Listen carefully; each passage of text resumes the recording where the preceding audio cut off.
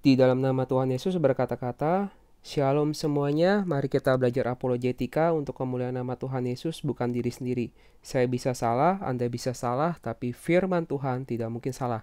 Nah, di video kali ini saya akan paparkan tentang pengajaran dari peristiwa Sodom dan Gomora. Peristiwa kota Sodom dan Gomora ini bukan kisah yang asing ya, karena sudah sering diajarkan juga dari mungkin anak sekolah minggu sudah dijelaskan tentang kisah Sodom dan Gomora. Ya, mungkin bisa cari bisa jika belum pernah dengar bisa cari referensi dari internet.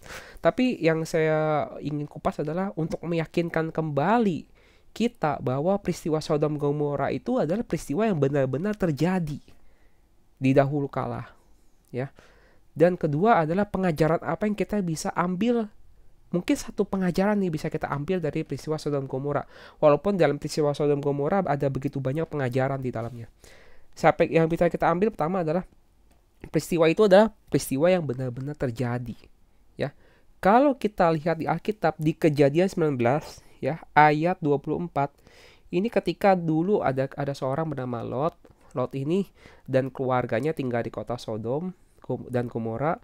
Lalu di kota Sodom Gomora itu manusia sudah demikian jahat di mata Tuhan ya.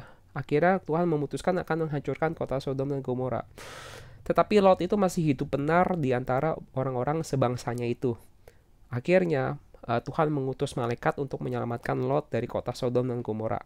Dan kita bisa melihat di ayat Kejadian 19 ayat 24 ya. Kejadian 19 ayat 24. Kemudian Tuhan menurunkan hujan belerang dan api atas Sodom dan Gomora berasal dari Tuhan dari langit. Dan ayat 25, dan ditunggang balikannya lah kota-kota itu dan lembah Sodom dan semua penduduk kota-kota serta tumbuh-tumbuhan di sana. Jadi hancur semuanya kota Sodom. Tuhan menghancurkannya dengan hujan belerang, atau kalau bahasa Inggrisnya adalah sulfur ya. Sulfur atau belerang ya. Ternyata dari penemuan arkeologi di kota Sodom itu ditemukan adanya sulfur atau belerang yang begitu banyak dan begitu ada di mana-mana di dalam dataran kota Sodom Gomora ya. Kalau teman-teman bisa lihat salah satu video arkeologi ya, ada seorang yang datang ke kota Sodom, kotanya masih kosong, masih tanah lapang. Di situ terdapat jejak-jejak bekas sulfur dan bekas jejak-jejak ada pembangunan ya. Jadi kayak ada bangunan-bangunan zaman dulu yang sudah hancur tapi pola-polanya masih ada dan dikupas bagus sekali. Kota Sodom tuh masih sampai sekarang masih gersang. Jadi jejaknya masih ada. Dan yang menarik dari kisah Sodom adalah sulfur yang ada atau belerang yang ada di Sodom itu berbeda dari semua belerang yang ada di muka bumi. Artinya di muka bumi ini, di dunia manapun, belahan dunia manapun, tidak ada jenis belerang yang ada di kota Sodom. Jadi ada white sulfur yang hanya ditemukan di daerah Sodom dan Gomora itu. Di tempat lain tuh nggak ada sulfur yang jenis seperti di kota Sodom dan Gomora itu, nggak ada. Jadi ya, para ilmuwan juga bingung menjelaskannya mengapa bisa ada sulfur yang satu jenis yang berbeda yang cuma ada di kota Sodom dan Gomora. Kenapa di tempat lain tidak ada sulfur jenis kayak begini? Yang white sulfur itu di dunia manapun gak ada, belahan bumi manapun. Itu semakin menguatkan bahwa sulfur itu bukan sulfur dari bumi, tapi benar-benar sulfur yang Tuhan turunkan langsung dari langit. Belerang yang benar-benar turun langsung dari langit menghancurkan kota Sodom dan Gomora. Ya. Jadi benar-benar dulu dihancurkan oleh Tuhan kota Sodom dan Gomora. Nah, artinya ada pelajaran apa yang kita bisa ambil dari peristiwa ini? Karena peristiwa ini menjadi begitu penting gitu. Karena ternyata dulu Tuhan pernah benar-benar menghancurkan kota Sodom dan Gomora. Makanya kalau teman-teman nonton film ini bagus sekali ya. Nanti saya akan kirim link videonya juga ya. Video ini ya, memberikan dokumentari tentang keadaan kota Sodom itu ya. Oke, kembali lagi ya. Ternyata ya, kalau kita buka di 2 Petrus 2 ayat 6 ya sampai 7. Dan jikalau Allah membinasakan kota Sodom dan Gomora dengan api dan dengan demikian memusnahkannya dan menjadikannya suatu peringatan untuk mereka yang hidup fasik di masa-masa kemudian. Ternyata peristiwa kota Sodom dan Gomora itu bukan hanya peristiwa yang terjadi di masa lalu. Ternyata itu menjadi suatu peringatan bagi kita semua, bahkan dikupas sampai ke perjanjian baru. Artinya ditujukan kepada kita di zaman akhir ini. Jadi jangan kita berpikir, oh itu zaman dulu, perjanjian lama. Zaman sekarang pun itu menjadi suatu peringatan bagi kita semua. Ya. Tetapi ia menyelamatkan Lot, orang yang benar yang terus-menerus menderita oleh cara hidup orang-orang yang tak mengenal hukum dan hanya mengikuti hawa nafsu mereka saja. Jadi ini semakin menjadi pengajaran lagi buat kita ya. Waktu di kota Sodom, Lot dan keluarganya itu hanya benar-benar minoritas. Ya, sedangkan seluruh penduduk kota Sodom itu berbuat dosa di hadapan Tuhan. Jadi, ukuran dosa itu, ukuran benar dan salah itu tidak memandang mayoritas dan minoritas. Zaman sekarang orang sering mengatakan kalau mayoritas itu pasti benar. Yang minoritas itu yang salah, yang sesat. Orang sih mengatakan yang minoritas itu yang sesat. Tapi padahal peristiwa kota Sodom dan Gomora ini menjadi satu pengajaran, kebenaran itu tidak memandang mayoritas dan minoritas. Ternyata meskipun penduduk kota Sodom mayoritas berbuat dosa di hadapan Tuhan, walaupun hanya Lot yang masih dipandang benar, Lot yang diselamatkan, penduduk kota Sodom dimusnahkan. Itu menjadi satu peringatan bagi kita semua ya, Tuhan tidak memandang mayoritas dan minoritas. Bahkan sampai ke masa-masa perjanjian baru masih ditulis peristiwa ini untuk memberi peringatan kepada kita semua. Lalu apalagi yang kita bisa ambil dari peristiwa Sodom dan Gomora? Kita lihat ke Matius 11 ayat 23 sampai 24 ya. Di sini Tuhan Yesus berkata kepada kota Kapernaum ya. Dan engkau Kapernaum, apakah engkau akan dinaikkan sampai ke langit? Tidak. Engkau akan diturunkan sampai ke dunia orang mati. Karena jika di Sodom terjadi mukjizat-mukjizat yang telah terjadi di tengah-tengah kamu, kota itu tentu masih berdiri sampai hari ini. Loh, kok tiba-tiba Tuhan Yesus mengutuk kota Kapernaum? Apa yang terjadi ya? Di sini Tuhan Yesus mengecam kota-kota yang meskipun Yesus melakukan banyak mukjizat di situ, tetapi orang-orangnya tidak mau bertobat-tobat juga. Tidak mau bertobat kepada Tuhan. Masih mengeraskan hatinya. Maka dikatakan nanti ketika ayat 24 ya, tetapi aku berkata kepadamu pada hari penghakiman, tanggungan negeri Sodom akan lebih ringan daripada tanggunganmu. Sudut pandang kita sebagai manusia seringkali memandang kota Sodom itu kota yang terkutuk, kota yang dihancurkan Tuhan. Jadi pasti akan menerima hukuman yang sangat berat. Tetapi di sini Alkitab mengatakan ternyata ada juga kota yang orang-orangnya mendapatkan hukuman yang lebih berat daripada kota Sodom. Yaitu orang-orang yang bahkan sudah menyaksikan Yesus melakukan mukjizat, tetapi masih mengeraskan hatinya untuk tidak mau percaya. Kenapa? Karena Tuhan itu adil. Dalam peristiwa kota Sodom dan Gomora ini tidak mendapatkan kesempatan untuk diberitakan Injil. Diberitakan Injil dengan mukjizat. Tapi mereka sudah cukup bagi Tuhan, akhirnya dia dimusnahkan. Tetapi kota Kapernaum, kita tahu ya sama-sama semua manusia pasti pernah berdosa. Semua manusia pasti berdosa di hadapan Tuhan. Dan semua manusia harus bertobat, berbalik, dan percaya kepada Yesus. Itu pengajaran Alkitab. Tapi banyak orang yang akhirnya tetap meskipun diberitakan Injil, walaupun sudah menyaksikan mukjizat, tetapi masih mengeraskan hatinya dan tidak mau percaya. Dan orang-orang itu akan mengalami hukuman yang lebih berat daripada kota Sodom. Karena mereka sudah menyaksikan mukjizat di depan mata mereka sendiri.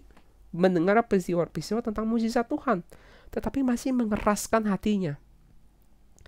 Itu pun akan mendapatkan hukuman yang lebih berat daripada kota Sodom. Makanya kadang kalau kita masih menanti, Tuhan kenapa tidak melakukan mukjizat ini, mukjizat itu. Saya sempat berpikir gini loh. Kalau Tuhan itu tidak melakukan mukjizat ya, mungkin juga Tuhan masih mengasihi beberapa dari kita. Kalau Tuhan sudah melakukan mukjizat yang sakti-sakti di depan kita, yang luar biasa di depan kita, semua orang sakit pasti sembuh gitu. Terus ada orang-orang yang tidak mau percaya juga sama Tuhan, sudah menyaksikan mukjizat, akan hukumannya jadi berat. Karena sudah menyaksikan mukjizat di depan mata, tapi masih tidak mau percaya, hukuman akan jadi berat. Ya, kita buka lagi ya, ke Lukas 10 ayat 8 sampai 12. Lukas 10 ayat 8, dan jikalau kamu masuk ke dalam sebuah kota dan kamu diterima di situ, makanlah apa yang dihidangkan kepadamu. Ini cerita tentang apa sih? Ini ceritanya tentang Tuhan Yesus mengutus 70 orang murid untuk belajar memberitakan Injil ya, ke kampung-kampung, ke desa-desa, ke kota-kota ya. Ayat 9, dan sembuhkanlah orang-orang yang sakit yang ada di situ dan katakanlah kepada mereka, kerajaan Allah sudah dekat padamu. Jadi saat Yesus mengutus murid-murid diberikan kuasa untuk melakukan mukjizat ya, menyembuhkan orang sakit. Dan di sini mengatakan untuk memberitakan kerajaan Allah sudah dekat kepadamu. Tetapi jikalau kamu masuk ke dalam sebuah kota dan kamu tidak diterima di situ, pergilah ke jalan-jalan raya kota dan serukanlah, juga debu kotamu yang melekat pada kaki kami kebaskan di depanmu. Tetapi ketahuilah ini, kerajaan Allah sudah dekat. Tapi tetap diberitakan tentang kerajaan Allah sudah dekat. Jadi tentang Injil kerajaan Allah. Ayat 12, nah ini yang mengerikan ya. Aku berkata kepadamu, pada hari itu Sodom akan lebih ringan tanggungannya daripada kota itu. Ternyata bukan hanya menolak Yesus, tapi juga menolak murid-murid yang melakukan penginjilan. Walaupun murid-murid itu sudah melakukan mukjizat di depan mata orang-orang, dan jika orang-orang itu tidak mau menerima Injil kebenaran juga, maka hukumannya jadi lebih berat. Akan lebih ringan tanggungan negeri Sodom. Jadi ada satu hal yang menarik ya. Ternyata tentang mukjizat itu ada tanggung jawab lebih ketika seseorang sudah menyaksikan mukjizat Tuhan. Kadang kita seringkali umat Kristen di zaman akhir ini sering mempertanyakan mukjizat Tuhan. Tuhan, mana mukjizatmu? Tuhan, mana mukjizatmu? Tapi ketika mukjizat itu datang, Tuhan menuntut tanggung jawab lebih terhadap manusia. Jika manusia tidak bisa mempertanggungjawabkan kalau dia sudah menyaksikan mukjizat, apa yang dia bisa lakukan untuk Tuhan? Tapi malah apabila manusia malah menolak Tuhan meskipun dia sudah menyaksikan mukjizat ya, atau berbalik, yang tadinya sudah ikut Tuhan malah berbalik meninggalkan Tuhan walaupun dia awalnya sudah menyaksikan mukjizat, maka hukumannya jadi lebih berat. Ya, hukumannya jadi lebih berat ya. Itu jadi satu pengajaran para kita ya, hukumannya jadi lebih berat bahkan dibandingkan dengan kota Sodom. Kota Sodom saja sudah mengerikan ya. Dan masalahnya kota Sodom ini terjadi hukuman di bumi. Tetapi yang Tuhan Yesus maksud ini mungkin bukan hukuman di bumi. Mungkin ketika orang menolak Injil, menolak kebenaran, di bumi hidupnya fine-fine saja, nyaman-nyaman saja. Tetapi akibatnya nanti setelah meninggal, afterlife, kehidupan kekal, hukuman neraka, itu jauh lebih mengerikan. Afterlife itu lebih mengerikan lagi ya. Kekekalan ya. Saya juga nggak tahu seperti apa penderitaan seperti di neraka, saya juga nggak tahu. Tapi sepertinya ada yang lebih berat, ada yang lebih berat lagi. Kita nggak tahu, mungkin ada bermacam-macam hukuman di neraka, saya juga tidak tahu. Tapi di sini ada dikatakan ada tanggungan yang lebih berat dari kota Sodom. Ya. Nah, ada yang menarik di kisah ini adalah tentang memberitakan tentang kerajaan sorga ya. Kenapa sih di sini murid-murid diajarkan untuk memberitakan tentang kerajaan Allah. Kerajaan Allah ini. Sepertinya Injil kerajaan Allah itu sudah mulai jarang diberitakan ya. Orang lebih suka memberitakan tentang ya udah percaya Yesus, selamat masuk surga. Ya udah selamat, udah oke, udah percaya Yesus, selamat. Oke. Itu yang seringkali orang dengar sekarang ini ya. Orang lebih sering dengar, oh pokoknya kamu percaya Yesus. Oh saya masih sembahyang agama lama saya. Akannya bilang, udah kamu gak apa-apa sembahyang dengan agama lama kamu. Yang penting kamu percaya Yesus. Menurut saya ngaco. Kalau orang sudah percaya Yesus, dia mesti meninggalkan kehidupan lamanya. Tidak boleh sembahyang dengan keyakinan namanya lagi. Tapi ini benar-benar, oh nggak apa-apa. Yang penting sudah percaya Yesus, pasti selamat, pasti masuk surga. Mau sembahyang dengan cara lain, agama lain yang sebelumnya masih dibawa, nggak apa-apa. Menurut saya itu ngaco. Ya, nah bahkan di Alkitab menegaskan tentang kerajaan Allah lebih dalam lagi. Dari percaya Yesus lalu diberitakan tentang kerajaan Allah. Apa itu maksudnya kerajaan Allah ya? Kalau kita buka ke Kisah Para Rasul ya, 28 ya. Kisah 28 ayat 22 ya. Kisah 8 ayat 22. Kisah 8 ayat 22, di sini ada orang bercakap-cakap dengan Paulus. Lalu orang ini bertanya ya, tetapi kami ingin mendengar dari engkau bagaimana pemikiranmu sebab tentang mazhab atau sekte. Ini kami tahu bahwa di mana-manapun ia mendapatkan perlawanan. Saat itu umat Kristen masih dianggap sebuah sekte saja atau mazhab saja dari golongan Yahudi ya. Terus orang Kristen saat itu mendapatkan pertentangan di mana-mana dari umat-umat Yahudi. Lalu ada orang penasaran, pengen tahu seperti apa sih ajaran Kristen. Lalu mereka menentukan suatu hari untuk Paulus. Saat itu ingat Kristen masih minoritas sekali ya. Pada hari ini tentukan itu datanglah mereka dalam jumlah besar ke tempat tumpangannya. Ia, Paulus, menerangkan dan memberi kesaksian kepada mereka tentang kerajaan Allah. Yang Paulus beritakan tentang kerajaan Allah. Dan berdasarkan hukum Musa dan kitab para nabi, ia berusaha meyakinkan mereka tentang Yesus. Ya, tentang Yesus. Kenapa kerajaan Allah tentang Yesus? Karena kerajaan Allah, rajanya adalah Yesus. Raja di atas segala raja. Jadi yang diberitakan tentang Injil bukan hanya cukup percaya Yesus, sekali percaya, tetap percaya, sekali selamat, pasti masuk surga. Bukan hanya cuma percaya saja. Sesudah percaya Yesus, harus menjadikan Yesus menjadi raja atas hidup kita. Dan kita berkumpul di dalam kerajaan Allah. Apa itu maksudnya kerajaan Allah? Nanti kita akan bahas lagi ya. Dan Paulus berusaha untuk meyakinkan tentang kerajaan Allah itu. Hal itu berlangsung dari pagi sampai sore. Ada yang dapat diyakinkan oleh perkataannya, ada yang tetap tidak percaya. Itu pun ketika diberitakan tentang kerajaan Allah, banyak orang gak mau percaya juga. Ya, orang tidak mau percaya. Nah, ada yang menarik adalah gini. Kalau tadi murid-murid Tuhan Yesus diberi pesan oleh Tuhan Yesus untuk mengatakan kerajaan Allah sudah dekat. Tetapi kalau di Paulus mengatakan memberikan kesaksian tentang kerajaan Allah. Artinya kerajaan Allah sudah datang di tengah-tengah umat. Maksudnya apa? Kapan kerajaan Allah itu datang?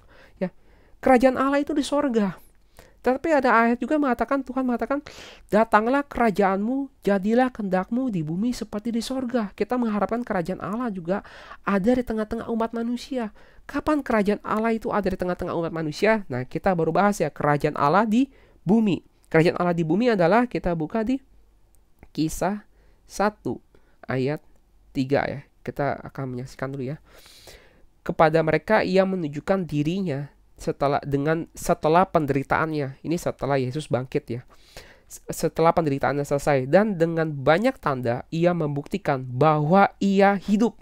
Yesus bangkit dari antara orang mati. Dia hidup. Sebab selama 40 hari ia berulang-ulang menampakkan diri kepada murid-murid dan berbicara kepada mereka tentang kerajaan Allah. Jadi Yesus memberitakan berulang-ulang tentang kerajaan Allah. Bahkan dikatakan concerning the kingdom of God. Jadi Yesus memberitakan tentang kerajaan Allah. Ya, pada suatu hari ketika ia makan bersama-sama dengan mereka, ia melarang mereka meninggalkan Yerusalem dan menyuruh mereka tinggal di situ menantikan janji Bapa. Dengan yang demikian katanya, telah kamu dengar daripadaku, sebab Yohanes membaptis dengan air, tetapi tidak lama lagi kamu akan dibaptis dengan Roh Kudus. Roh Kudus akan dicurahkan pada saat peristiwa Pentakosta. Untuk itu Yesus melarang mereka keluar dari Yerusalem dulu untuk bertekun, berdoa, memohon Roh Kudus sampai Roh Kudus dinyatakan ya. Lalu kalau kita loncat ke ayat 8 ya. Kisah 1 ayat 8, tetapi kamu akan menerima kuasa kalau Roh Kudus turun ke atas kamu, dan kamu akan menjadi saksiku di Yerusalem dan seluruh Yudea dan Samaria dan sampai ke ujung bumi. Jadi, untuk menjadi saksi Tuhan harus menerima Roh Kudus. Menerima Roh Kudus dari Tuhan untuk menjadi saksi Tuhan. Dan ketika Roh Kudus dicurahkan pada saat peristiwa Pentakosta, itulah awal gereja berdiri. Jadi kerajaan Allah di bumi sedang berbicara tentang gereja. Gereja yang Tuhan dirikan. Dan dasar dari gereja adalah Roh Kudus. Roh Kudus dicurahkan dan gereja baru bisa berdiri. Kalau tidak ada Roh Kudus, gereja hanya organisasi duniawi. Kalau manusia bikin gereja tanpa ada pencurahan Roh Kudus dari para Tuhan, itu namanya gereja duniawi. Dasar dari gereja, yang membangun gereja harus Roh Kudus. Itu selaras dengan peristiwa di Kisah Para Rasul. Apabila gereja sudah tidak disertai oleh Roh Kudus, maka gereja pada hakikatnya mati. Sebab tubuh tanpa roh adalah mati. Kalau gereja adalah tubuh Kristus tanpa disertai oleh Roh Kristus atau Roh Kudus, maka gereja itu menjadi mati. Dan Tuhan pada zaman akhir akan memulihkan, bahkan sudah memulihkan gereja benar zaman para rasul, yaitu mendirikan kembali gereja sejati pada akhir zaman, untuk memulihkan kembali gereja benar pada zaman para rasul dengan mencurahkan kembali Roh Kudusnya. Ya.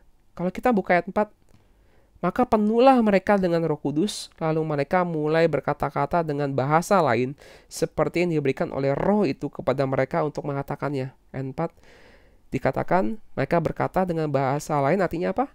Speak in other language ya. Ini unik ya. Padahal kalau bahasa lainnya ya, yang benar adalah speak in other tongue, bahasa lidah, berbahasa lidah. Ya. Mereka berkata-kata dalam bahasa lidah. Dan setelah kita mengenal tentang gereja yang sejati, tentang kerajaan Allah yang Tuhan dirikan sendiri, janganlah kita mengeraskan hati kita. Baiklah, setidaknya kita mengenal lebih dulu. Atau mungkin kita masih mau mengeraskan hati kita, oh saya tunggu mukjizat dulu. Kalau kita sudah sampai melihat mukjizat tapi tidak mau percaya juga, maka hukumannya jadi lebih berat. Dan biarlah segala kemuliaan bagi nama Tuhan. Semoga video ini bisa merenungkan kembali diri kita, menjadi refleksi lagi bagi diri kita untuk mengenal kebenaran yang sejati. Haleluya, amin.